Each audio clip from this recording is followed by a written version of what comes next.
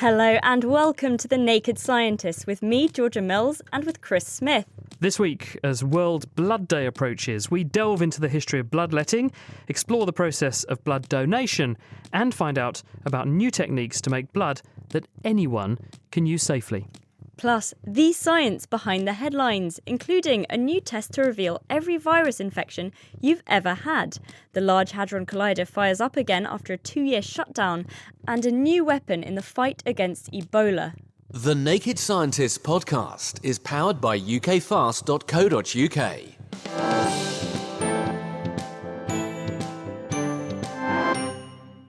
The world's biggest particle accelerator, the Large Hadron Collider, has been successfully restarted this week after a 2-year maintenance shutdown. Now it's back to smashing together protons, which are the positive particles that sit at the centres of atoms, and this is going to help scientists to glimpse what the universe is made of, we hope. Greer Jackson went to CERN to meet the LHC's head of operations, Mike Lamont. The LHC is 27 kilometres in circumference and it's divided into 8 sectors. And the first stage is to actually cool the magnets down. So most of the magnets in the LHC are superconducting. They're cooled to 1.9 Kelvin. Pretty cold. Chilly. Yeah, and this is colder than outer space. And once the whole sector is cold, then we can start putting current into the magnets and making sure that the magnets behave properly. And then what's involved after that? Our main magnets are the dipoles. These are the big guys which are bending and focusing the beams, and these all have to be tested. The whole process for the whole machine lasted about 6 months to check out all the magnetic circuits. So this is a huge, hundreds of thousands of tests. So once that's done over the full 27 kilometres, then we're in the situation where we think we start taking beam. And when you say take beam, what do you mean? The protons come in bunches, so we group the protons together. A bunch is about 30 centimetres long, typically about a millimetre in transverse dimension, so you think about a long, thin worm. And we're going to put 100 billion protons into each bunch, and then spread out a lot of bunches around most of the LHC circumference, and that's what we call the beam. And you're accelerating these round, and then I suppose you choose exactly where they collide. How many protons are actually colliding every single rotation? The total number of protons in the beam is astronomical. I mean, we're talking something like 2 × 10⁻⁴. The number of collisions that we generate a second is the order of 600 million, which is actually quite a small proportion of the total number of protons circulating. I don't know, it sounds like a pretty big number to me. How can you keep track of all of the... Well, we got some rather cute beam instrumentation which measure the number of protons we have in the beam and where they're all going. We have to be very, very careful about not losing these guys because they have very high energy and they can damage the magnet. So we have to be very careful about beam wrangling, if you like, and keeping control of all these protons. Tough job. Somebody's got to do it. Yeah. So now that we're ready to go, we're going to be seeing the first few experiments in the next coming days. What can we expect for scientists to be looking out for in the next run? So the key thing about this run 2 we're starting now is we can now take the protons to a higher energy. So rather than 4 TeV at the end of run 2, we're now going to 6.5 TeV. TeV is what we call a tera electron volt. On a terrestrial scale, this is about the same as a housefly flying at a couple of miles an hour. A house flying? A housefly. Oh, housefly. Sorry. I was trying to imagine this. Okay, we got strange analogies, but we're not not a flying house, a housefly. So a housefly flying at 2 miles an hour is the same as 1 TeV. The exact numbers escape me, but it's of that order. So on a terrestrial scale, this is not a huge amount of energy, but what we're doing is we're giving that energy to a minusculely tiny particle, the proton. On a particle physics scale, this really is a lot of energy. And this is opening up new territory for the physicists. One of the big hopes is for signs of something called supersymmetry, which will open up a completely new world of high-energy physics, if it's there. The interesting thing here is we're probing the way the universe is structured. If the universe has chosen not to use supersymmetry as a solution to its problems, then it's not there, and that is a fact that we will have to face, and you don't have to develop other theories to explain things like dark matter. CERN's Mike Lamont speaking with Greer Jackson. And sticking with particle physics and the Higgs boson, possibly owing to its gravity, what could be a more fitting tribute to the 2012 Nobel Prize-winning discovery of the Higgs than a musical composition created by the collider itself?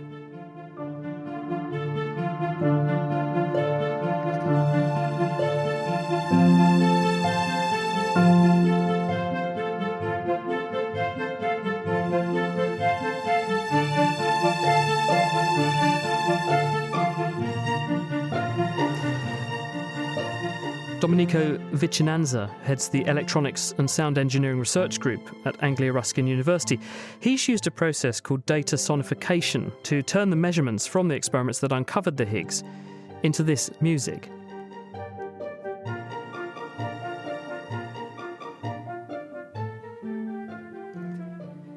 It's beautiful. How do you do this? What's the secret? Thank you very much. Well, what we are listening to is the result of a process called data sonification. And data sonification is all about making measurements into something audible. So, if you like, it's like using notes and melodies to represent data instead of using conventional points and lines. Which data did you use?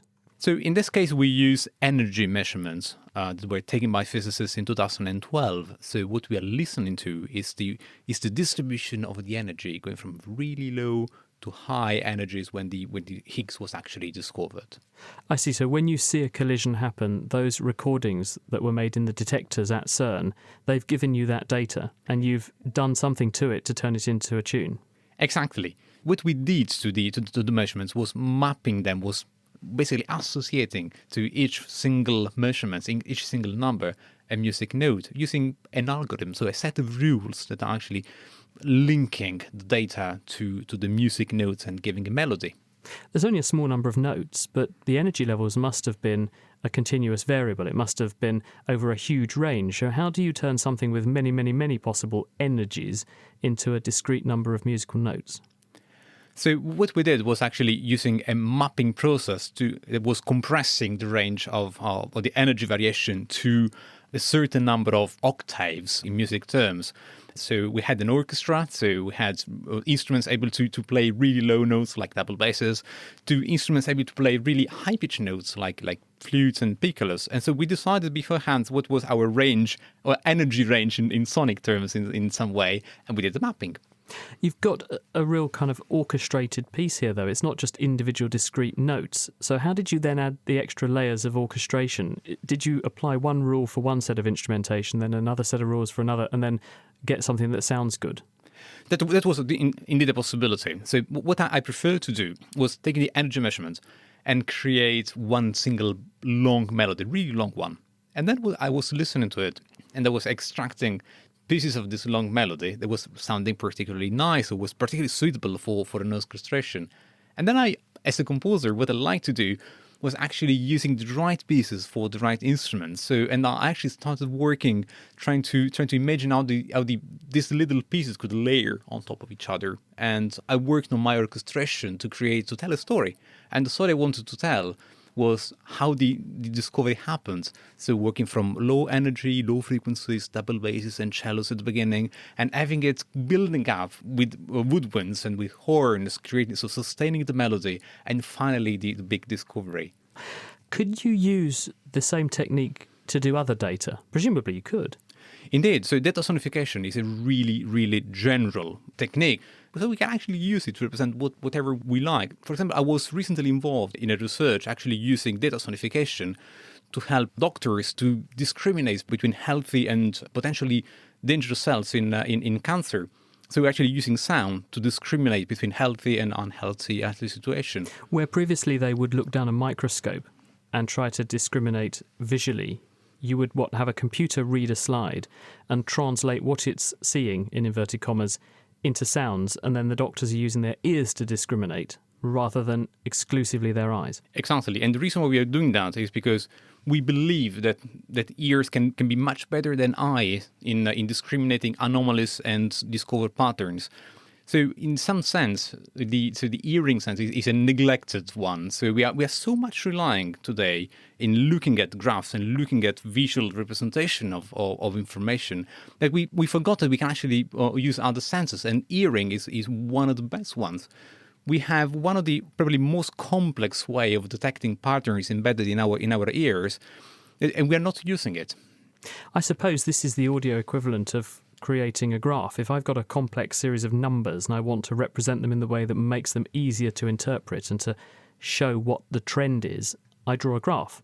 You're doing the same thing with music for big data sets. Exactly. And what we are hoping to do is actually using the natural capability of our ears in detect trends and patterns and anomalies. So one example I really like is when we think about a graph and we think about lots of points in a graph, sometimes it's really, really difficult to identify one misplaced point in a graph.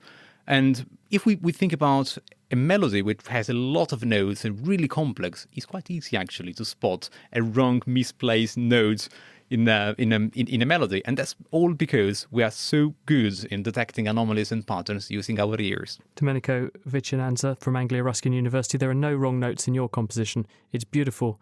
And here's a little bit more to listen to. You can catch the rest on the Naked Scientist website. We'll put a link there to it.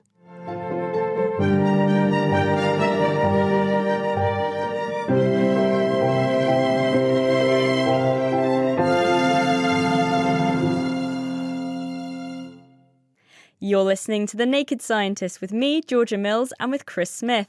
Still to come, how scientists are genetically tracking the Ebola virus across Africa, new guidelines on how much we should be standing up at work, and the blood transfusion that's compatible with everyone. But first, your health history is literally about to go viral. This is because US researchers have developed a new test which detects every virus infection you have ever contracted. And this is by using just one drop of your blood.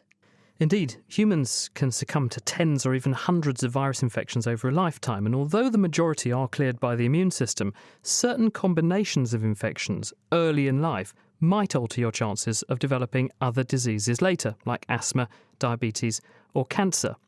Finding out whether you've had them or not, though, has always been the tricky part. So the ability to screen for every virus infection you have ever had could make a massive impact on our ability to diagnose, treat, and even predict disease. Stephen Elledge. People are infected with viruses all the time. Your immune system is what keeps you healthy and keeps the virus from killing you. And every time you get infected with the virus, it leaves an indelible mark on your immune system, a memory. And we were interested in trying to measure this memory. The way that we were doing it is that your body makes antibodies to viruses. We wanted to take antibodies out of people's blood and develop a method that would allow us to determine which viruses those antibodies recognize. And that will tell us what viruses you've been infected with throughout your life. And not only did we want to be able to do that, but we wanted to do it for all viruses at one time. So we could look at over 1,000 human viruses in one experiment and tell you which ones you'd been infected with, because your body continues to make antibodies to a virus even after the virus is gone. How do you assemble such a massive repertoire of tests to pick up all of those different antibodies that, say, I will have made and assembled during my 40 years so far of interacting with the microbial world? Recently, it's become possible to make various pieces of viral DNA that encode the proteins the virus needs to grow in people. And it's these proteins that your antibodies detect. Since we were able to take the DNA from the sequences of all known viruses, we could make bits of each protein for each virus. And we could display that in a way that we could figure out which bits your antibodies recognize. How do you tell which antibodies are reacting with which bit of which virus? We take advantage of something called a bacteriophage, which is a virus for bacteria. And we can insert any piece of DNA we want into those viruses. So we could, for example, insert a tiny bit of human virus DNA into the bacteriophage. And the bacteriophage builds a little house that encapsulates its own DNA. And the proteins on the outside of the house we can have our little bit of viral protein fused to, so it decorates the house. Then an antibody can recognize that, and we have special magnetic beads that will then purify the antibodies away, and anything they touched, and if they happen to touch a particular house, it will bring with it its own DNA, and then we can just sequence the DNA. That all sounds very complicated, but in fact, it's really simple. I get it. So because these individual little bacteriophages, these viruses that prey on bacteria, because you are decorating each of those to have a specific marker corresponding to an antibody, which I have made when I responded to a certain virus in the past, any time those antibodies bind to one of those bacteriophages, because the genetic message in the bacteriophage is unique to that particular one, you can easily pull it out and say, we know which antibody it was that bound onto you, and we can therefore work out which antibody Chris has got in his bloodstream. That's exactly correct, and you said it much better than even I can. I was lucky, wasn't I?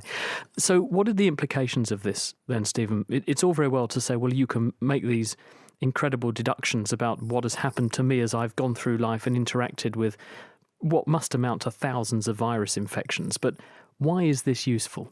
Well, this is useful because you can now look at all viruses at one time instead of one at a time, which is what people do now. They have to guess you might have been infected with a virus and say, okay, check for that one.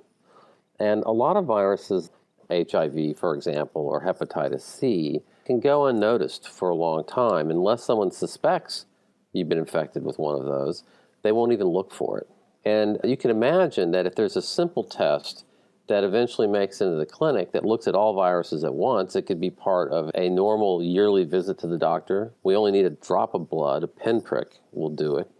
Then you could have all of your viruses examined at that time, and if you happen to have something that's not good, you can get treatment for it.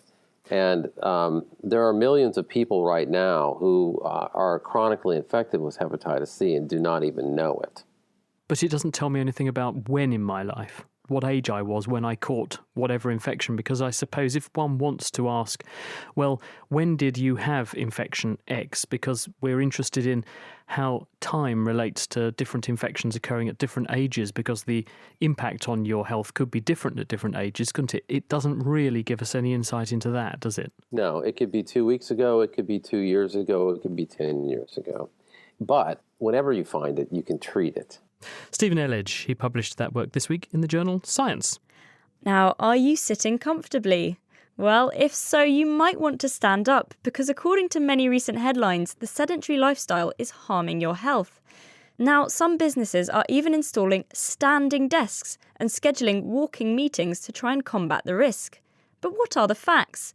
John Buckley from Chester University has been looking at the evidence. Well, most people spend 70% of their waking hours actually sat down. So a group of us from around the world have collected up information along with some of the larger observational studies that they've taken on people who have had standing jobs. So, for example, in Canada, the Canada Fitness Survey looked at people's different occupations and followed them for a number of years, 13 years in fact, and looked at those occupations where people predominantly sitting and people predominantly standing, and showing a clear link that as people stood more in their day, they had fewer instances of early death or heart disease, diabetes, and some cancers. Why is sitting down so bad for you? Well, you're not using your muscles at all, really. As soon as you engage your muscles, then your body obviously has a small physiological challenge to maintain that posture. So as soon as you're doing a little bit much work, everything is elevated, the whole system. Slight breathing, slight heart, metabolism is raised, and all those factors are just working the system a little bit all the time, making sure your blood sugars are operating at the right level, taking up little bits of fat and a little bit of cholesterol in very small amounts, but if you extend that over a long period of time, we're thinking that that is probably why these things are related to better health outcomes, because the body is designed to be active and moving. I am one of these people who spends a huge amount of time sitting down at my computer. What should I be doing? The ultimate option is you get a sit-stand desk so that you could raise your whole desk up and you could stand and work at it for a number of hours, 3-4 hours in a day, but you don't have to do it all at once. If you haven't made that investment, then to make sure that throughout the day you are actually getting up on your feet for, at least 5 minutes, 10 minutes at a time. And that could be like what we're doing now. We're having a discussion on the telephone, and you're recording this, so you're not having to write anything down. So there isn't any reason why we can't be having this meeting standing up. So should I stand up? Yes. Okay, I'm going to raise the microphone up and I'm going to stand up. And now I'm less likely to get cardiovascular problems. Well, if you did this for the next 20 minutes, 3 or 4 times in the day, because I'm sure you have opportunities during the day where you've got these blocks of 20 minutes where you can actually do this. How much time in total and how often should we be trying to stand up? Well, that's the million-dollar question with all of this. But looking at the current evidence, it looks like people need to do 2 or more hours per day if you're an office worker. And the benefits really show a lot of difference if people are doing 4 or more hours per day. That's a huge amount of time. I'm sure many people will be thinking this just simply isn't feasible for me.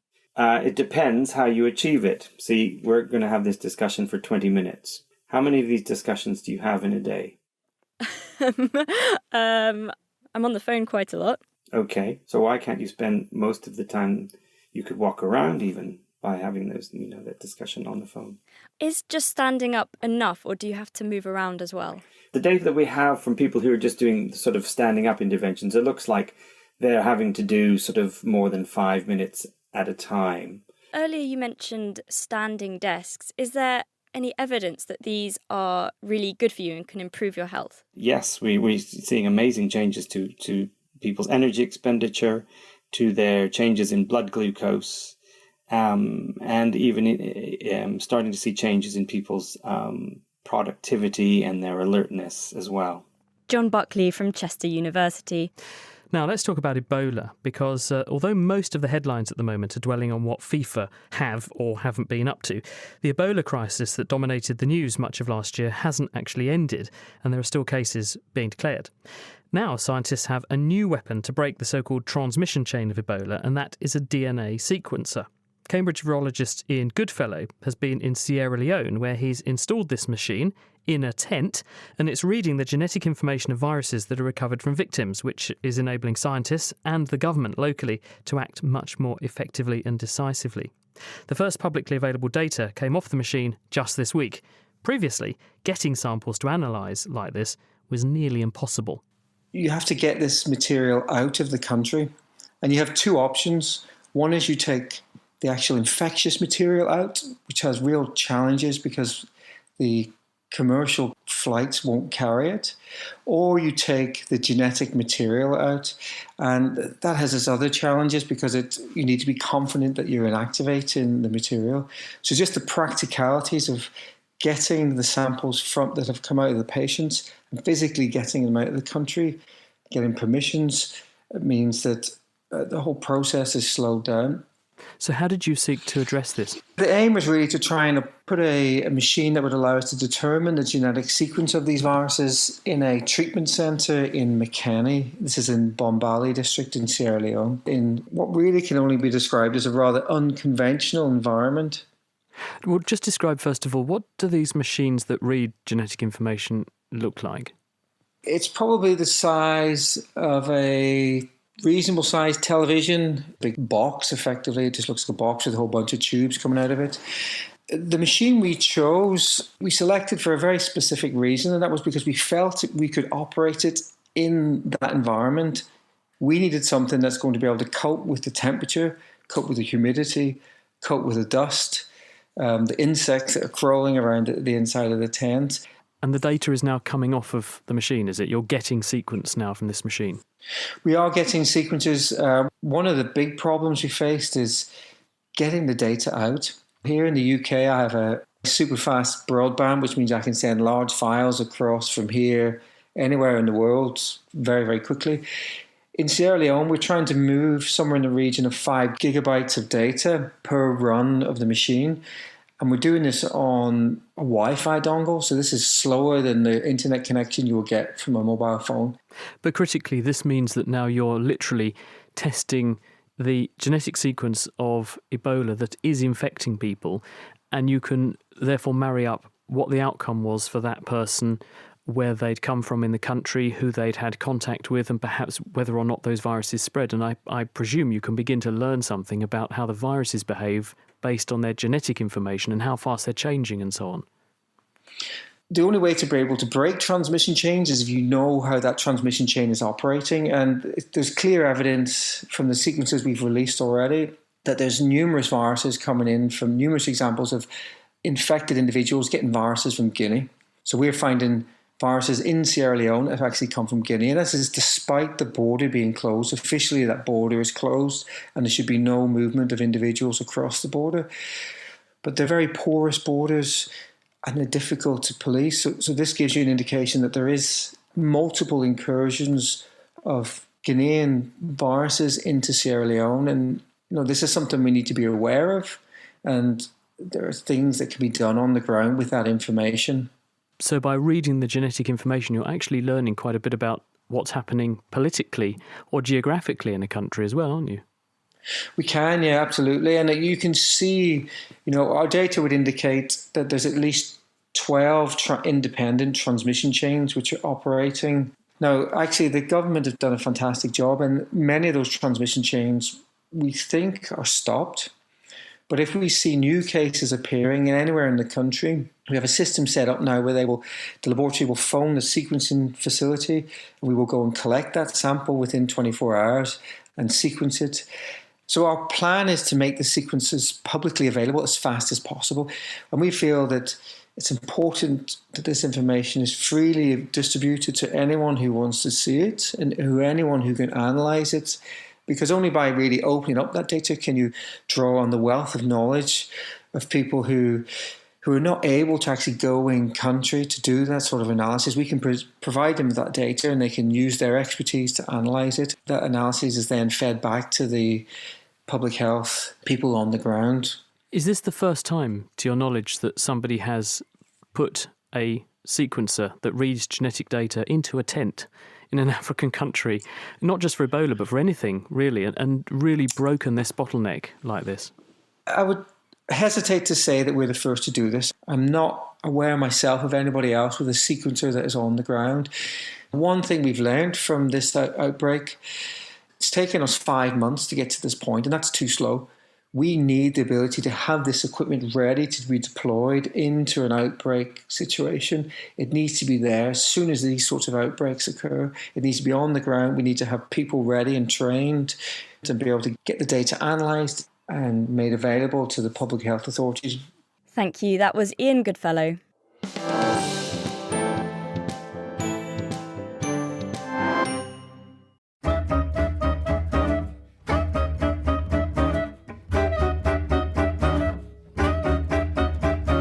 Hello, Naked Scientists. Greya here. And Tom too.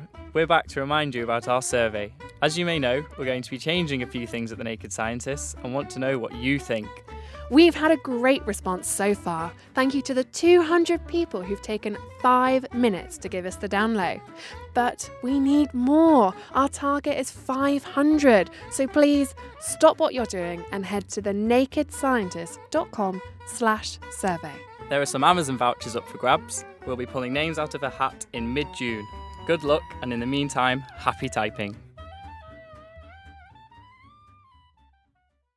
You're listening to The Naked Scientists with me, Chris Smith, and also with Georgia Mills. If you'd like to get in touch with the programme, you can email chris@thenakedscientist.com. You can find us on Facebook, or you can follow us on Twitter. It's @NakedScientists. Moving on to our main topic, the 14th of June marks World Blood Day. So this week, we're putting the process of blood donation under the microscope.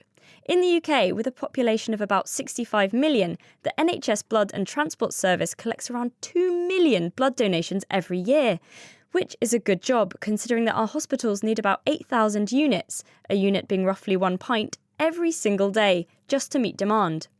But before blood transfusion got going and the important role of the blood system was actually appreciated, doctors were much more fond of taking the stuff out of people, and they had some pretty ingenious implements for doing just that. Heather Douglas went to the Wellcome Collection in London, where they have some of them, to meet science and medicine historian Richard Barnett. We're here in front of three objects which point towards one of the most widely used medical therapies in history, which is bleeding. This is a medicine which is based on the idea of balance and the balance of four humours. The idea of humours dates right back to the ancient Greeks.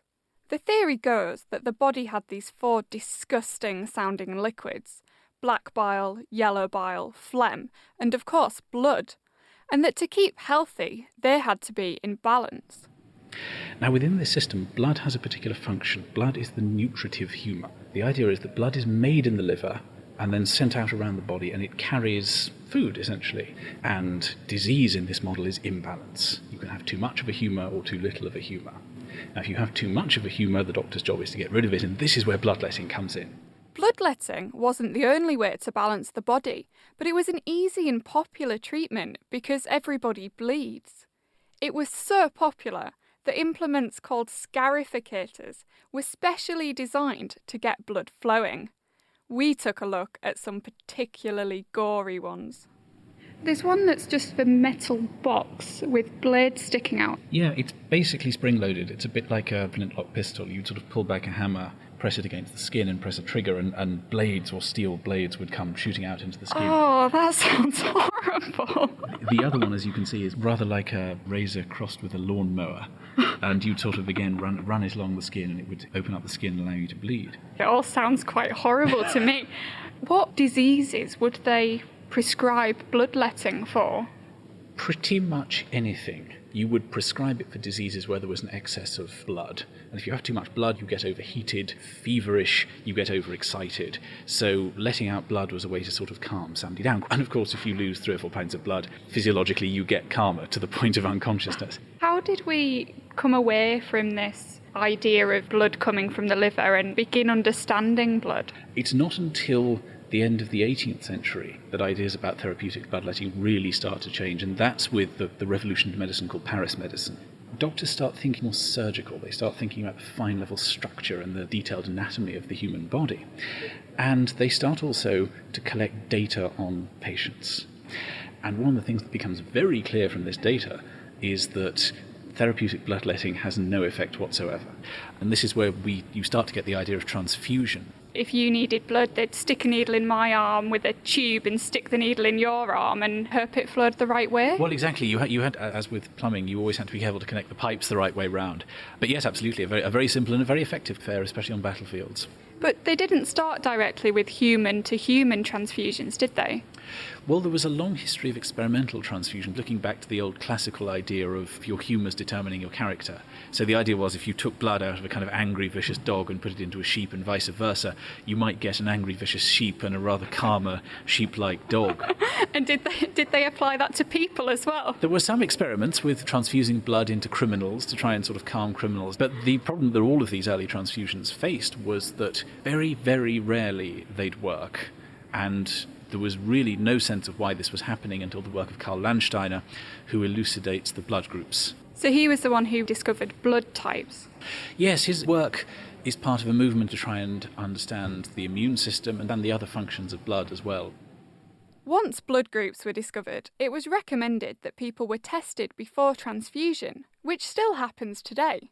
But to start with, there was a problem of actually storing blood. And this becomes a real problem a few years after Landsteiner's work with the outbreak of the First World War. Suddenly, blood loss becomes a problem afflicting all of the large European armies. And it's discovered during the First World War, I think quite by chance, that mixing some sodium citrates into the blood stops it from clotting. So you can start to store blood, you can start to build up blood banks.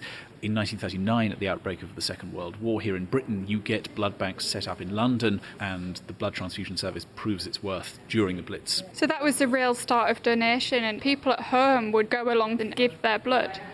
Yes, this is where scientific development starts to mesh with cultural ideas as well. Here in Britain, ever since the 30s and the 40s, we've had this idea that blood transfusion is a kind of civic duty. It's something you can do for society, with the idea that if and when you need it, somebody else will be there to do it for you. Richard Barnett at the Wellcome Collection in London, speaking there with Heather Douglas. Now, what physically is blood, and how do doctors collect and use it? Well, Georgia accompanied a blood specialist or haematologist, Jacob Grinfeld, to the Cambridge Blood Donation Centre to find out.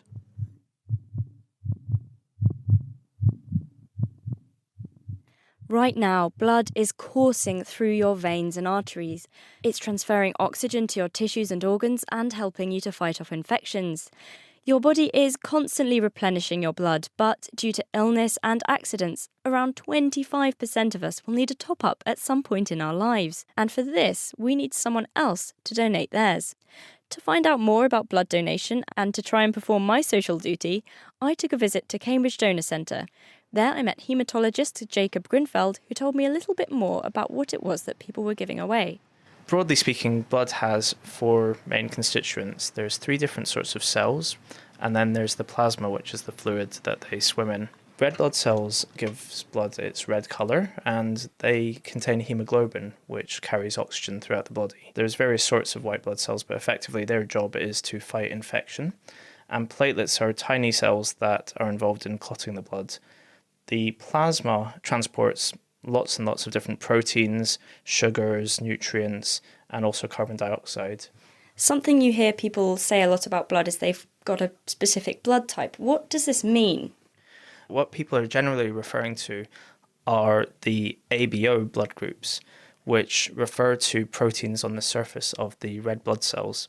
There's 2 main proteins there. There's A proteins and B proteins. So you can either have all A's, all B's, a combination of the 2, which gives you AB, or you can have neither, which means you have O blood. So why does your blood type affect who you can and can't give your blood to? Everyone develops antibodies to the A and B groups. If you don't have either of them, then you have antibodies to both A and B. And if you lack A or B, then you have antibodies to that specific group. And this is important because if you give blood to someone who has antibodies against that blood, they immediately have a very dramatic reaction to that.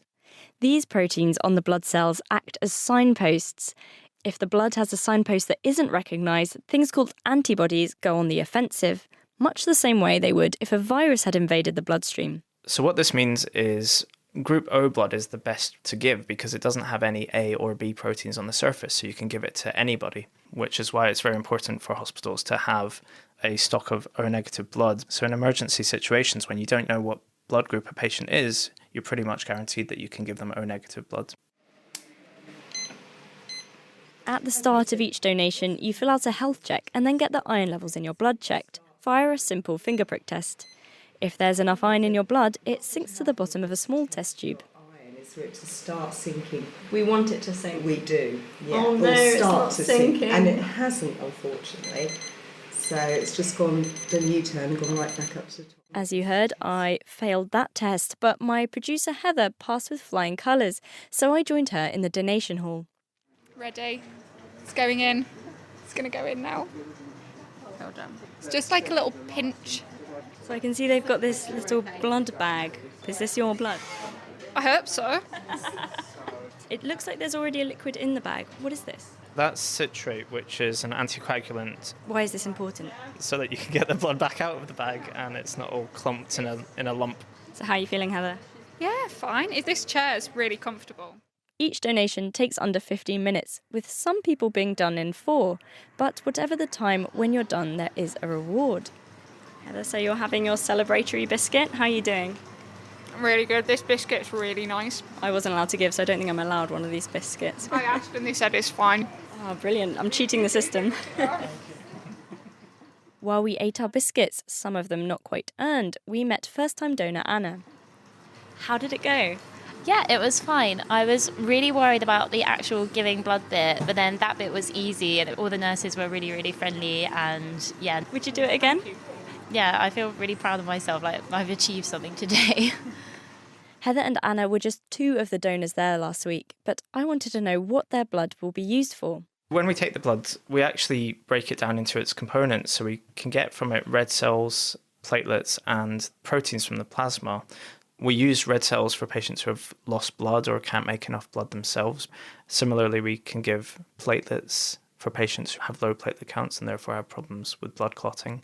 And also we use plasma, which contains a lot of clotting proteins as well, to correct problems with clotting. Can blood be used if someone has, say, an accident on the road? Yeah, so that's obviously a source where blood will be in demand. People have lost a lot of blood from accidents. And as I mentioned before, that's where it's important to have a stock of O-negative blood. But it's not just the rare O-negative blood types that doctors are on the hunt for. In particular, in Addenbrooke's, we have a lot of cancer patients and also do a lot of complex surgery, including multi-organ transplants. So there's a high demand for a range of different blood products. Currently, only 4% of the eligible donor population in the UK are actually giving blood, so we're always on the lookout for more new donors.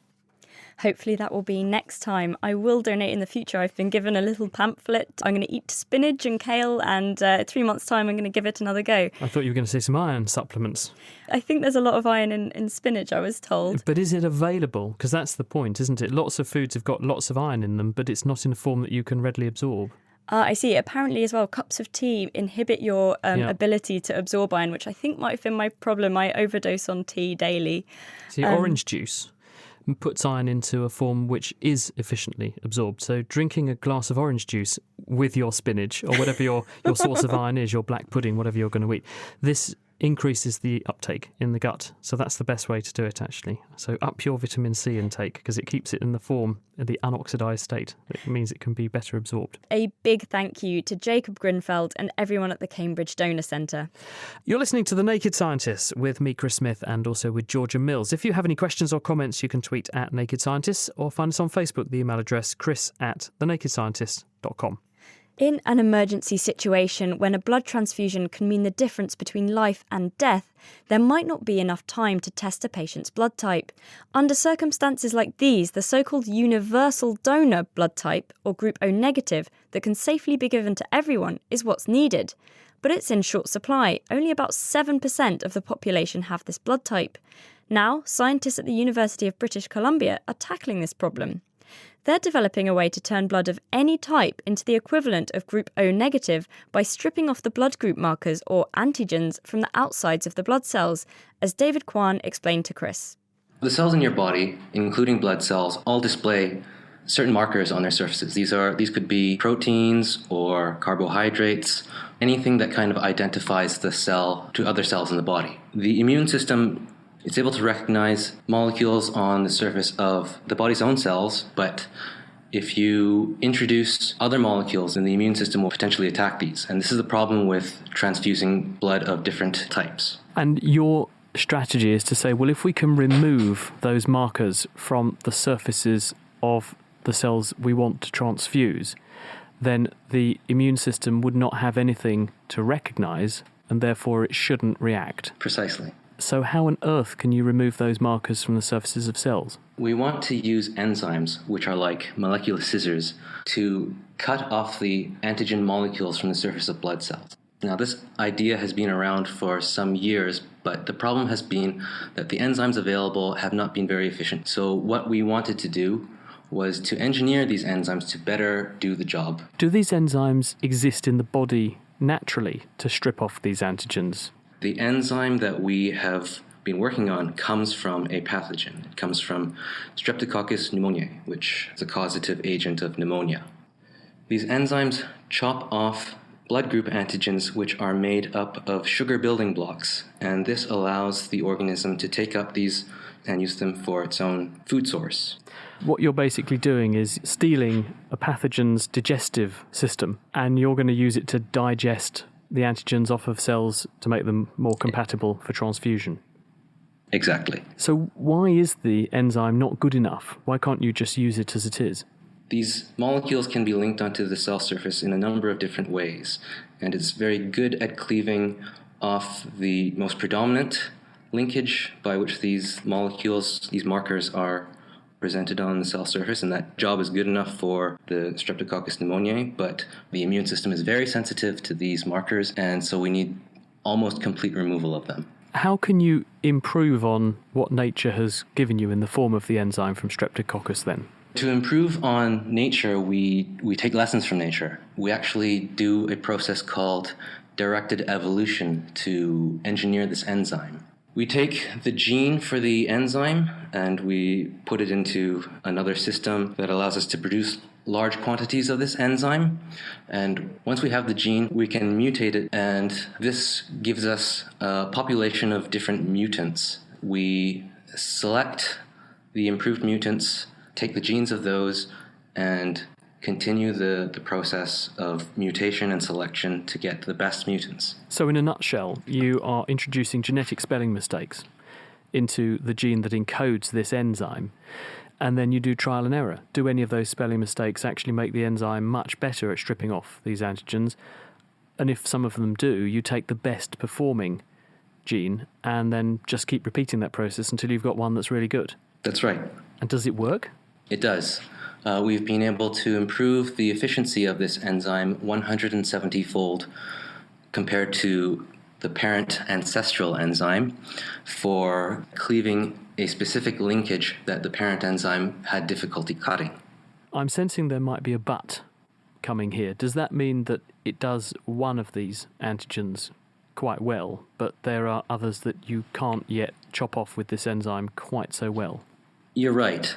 Our enzyme is good at cleaving some of the linkages by which these antigens are linked to cell surfaces, but not all of them, and we're trying to improve that. Does that mean then that you can do certain blood groups but not others, or are you literally just at the stage where you can remove some of the antigen but not the whole lot, so it's not really ready even for one blood group quite yet?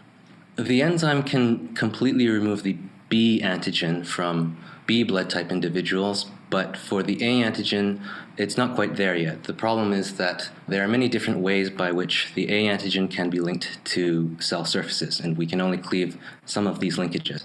Have you actually demonstrated, though, that this blood, were it to be transfused, having been stripped of its antigens using your strategy, would be safe and wouldn't trigger a reaction if I, for instance, put Group B blood treated in this way into a Group A person? Well, we haven't done the transfusion yet, but the typical clinical test for antigenicity of blood type B shows that these cells have their B antigens completely removed from them.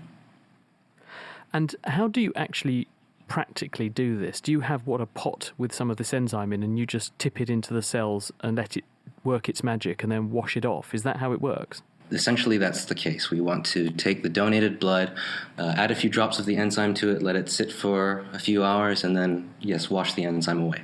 And do the cells tolerate this? Are they harmed in any way? All the tests that we have done don't show any indication that the cells are harmed in any way by this. Well, that's very reassuring. How long do you think it'll be, based on the present trajectory, before you've got something that you could consider for a clinical trial here? Well, I can only give you an estimate, but I'd say something like 10 to 15 years, perhaps.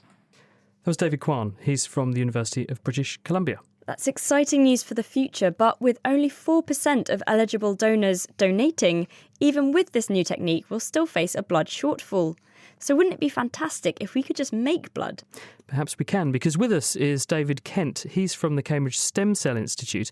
His idea is to understand how to harness the bone marrow stem cells that normally produce blood in the body, so we can then use them to make tailor-made blood products for each individual. So David, what are these stem cells and how do they work? Blood stem cells are very rare cells in the adult bone marrow, and they're ultimately responsible for the production and destruction of trillions of blood cells every day. So quite potent cells, but as I said, quite rare, so difficult to find in adults. But when you can find them and you can manipulate the way they make decisions, then you can start going down and making all of the different mature cell types in a blood system. So all the red cells and platelets that are so desperately needed in the blood donation clinics. You make it sound very simple. What's the stumbling block? Yeah, so the big stumbling block is that there are many, many cell intermediates that these cells have to go through before they come from a stem cell all the way down to a very mature red cell. You mean so they start off as sort of baby cells, then they grow up into adolescent cells, and then eventually become young adults and then mature adults, and that's when we want them at the mature adult stage, but you've got to shepherd them through all those stages. Exactly, and understanding teenagers, as we all know, is very difficult. So trying to figure out what proteins are really directing the fate choices is what our lab really focuses on, and so we try to understand at a single cell level how individual stem cells are making the decision to make a new stem cell, or maybe go off and make one of the many different types of the blood system. Is it just the way the cells talk to each other and how they send messages amongst themselves with various protein signals and so on that's important? Or is the environment physically itself important? Because obviously, when we look at the bone marrow, it's a three-dimensional environment. You've got cells touching each other and communicating in 3 dimensions. A culture dish is often just 2. Yeah, absolutely. And there are many groups sort of attacking this problem from many different ways. But on the bone marrow itself, there's a specialized area called the bone marrow stem cell niche. And this niche is this place where all of the bone lining cells and all of the supportive cell types that feed the stem cells are located. And there's been an enormous amount of work on that. But in a culture dish, you can actually start to create these 3-dimensional microenvironments as well. And so there are many groups that have actually started to try and mimic what goes on in a bone marrow microenvironment. If you do that, do you start to get these stem cells to turn into the kinds of cells that we would need to produce, I don't want to say fake blood, but artificially produced personalised blood? That would be one of the ultimate goals, is to really understand how a single cell makes that entire journey to mature red cells or mature platelets. And there are also groups that are trying to do this even with the knowledge that we already have. So we don't understand everything completely, but trying to give a best push at it. There's been some serious progress made, but the amounts required in an individual transfusion are quite enormous, and scaling this up has been the big problem. So it actually requires bioengineers to be thinking about things, as well as biologists, to really try and understand how we make blood products for everybody from these stem cell populations. I mean, I read somewhere that it's about 1 million cells every day that your bone marrow has to replace, which are continuously just being thrown away because they've got old. So we have to come up with a culture dish capable of the same incredible turnover that your bone marrow does. Right. So what we'd try to do, I guess in an ideal world, is put in the sort of teenager cells. So we wouldn't have to put in that enormous number of cells. We'd put in cells that could create that enormous number of cells over the lifetime of an individual. So similar to how stem cell transplants work, when somebody has a full bone marrow transplant, the stem cells go in and set up shop as if they were indeed the local resident cells. And so if you could get some sort of intermediate there, I think that would be quite a good way to go. I suppose one problem is that when people come to hospital and they're urgently in need of a blood transfusion, there wouldn't be time to do this, would there? This is something longer term, so you would presumably need to take from me a sample of my bone marrow in order to start your process, and you're going to have to scale that up, but in the meantime we're still going to need blood from somewhere. Right, and so I guess the middle ground solution in that case would be to make unlimited supplies of A blood cells, AB blood cells, O blood cells, etc. And so you can take individual donors, scale those processes up, make the mature cell types, store them all down, so you have banks of blood cells that are made in this way, but not individually transfused back into the same person. So you wouldn't have the need to wait that period of time outside the body. Are we far away? How long do you think before we see on the shelves blood that's tailor-made to an individual? Well, I would say in my own career, the rapidity with which science has progressed has been incredible, especially in the stem cell field. And so I think anything's possible, but we're certainly 5 to 10 years away from seeing anything that's in a patient, I think. Thank you very much. David Kent from the Cambridge Stem Cell Institute. Finally, it's time for Question of the Week. And this week, Ziad Yahia has been looking at this question. The Naked Scientist's Question of the Week. Brought to you in association with the Houter Wisman Foundation. Supporting science and education. From Alpha to Omega. I was wondering whether you could let me know why the mother doesn't reject a baby because it has a different genetic sequence. A fetus is created from a mixture of its mother's and father's genes, so the baby is genetically unique. So what is it that protects babies from their mum's immune system? I asked Dr. Lucy Fairclough, an immunologist at the University of Nottingham, just how this works. The immune system normally functions to remove anything foreign from the body, such as an infection. In the case of pregnancy, the mother's immune system will see the baby as foreign because the baby is genetically made up from the mother and the father. However, in most cases, the mother does not reject the baby. What allows mums to put up with this alien life form inside of her for so long? Well, besides a lot of patience and random food. Well, at the site of the placenta, there is contact between the fetal and maternal tissues, but at the placenta, there is maternal tolerance of the fetal tissue, despite these genetic differences. I think a lot of expectant mothers would definitely say they tolerate a lot during pregnancy. Just how do they do it, Lucy? There are many mechanisms that help to maintain this tolerance. These can include the secretion of special proteins that suppress the mother's immune system, or an accumulation of cells that regulate and keep the immune system in check. There can also be lack of other proteins that normally activate the immune system. All of this causes a local suppression of immunity during pregnancy that enables the fetus to survive, even though it is genetically different to the mother. Sounds like mum's got it covered, but no body is perfect, right?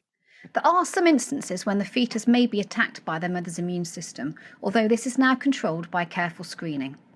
There are many proteins expressed on red blood cells of the body, and an individual's blood type is defined by some of these proteins.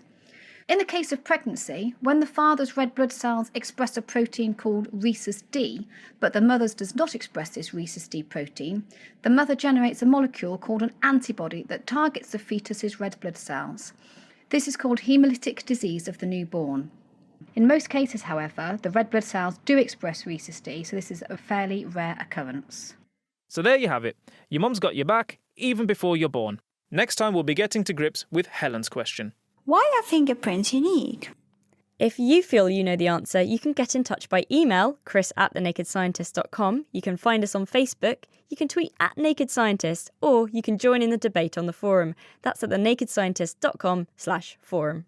And that is it for this week. Thank you very much to Heather Douglas for her production skills. Do join us next week as our experts will tackle your science questions. You just have to send them in. Any science question on anything to chris@nakedscientist.com.